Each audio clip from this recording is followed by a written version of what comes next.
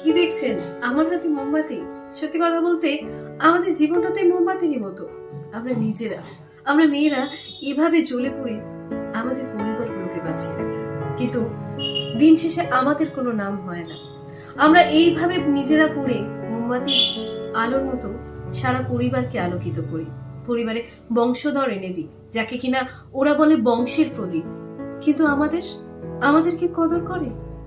আমাদের জীবন এই মোমবাতির মতোই।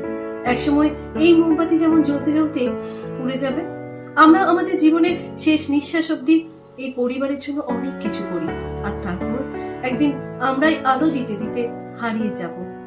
আমরা হারিয়ে যাব, আর আমাদের আলো থেকে যাবে পরবর্তী প্রজন্ম থেকে, তারপরে আরো পরবর্তী প্রজন্মে, কিন্তু আমাদের কোনো নাম হবে না।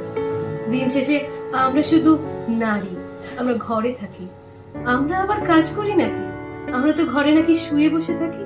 সত্যি কথা বলো তো, যদি আমরা ঘরে শুয়ে বসে থাকি, আমরা যদি পরিবারের জন্য না কিছু করে থাকি, তাহলে এই পরিবার কি করে?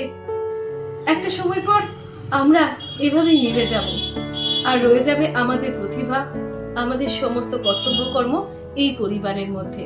কারণ আমরা তো শুধু আলো দিতেই জানি, বিনিময়ে আমরা কিছুই পাই না।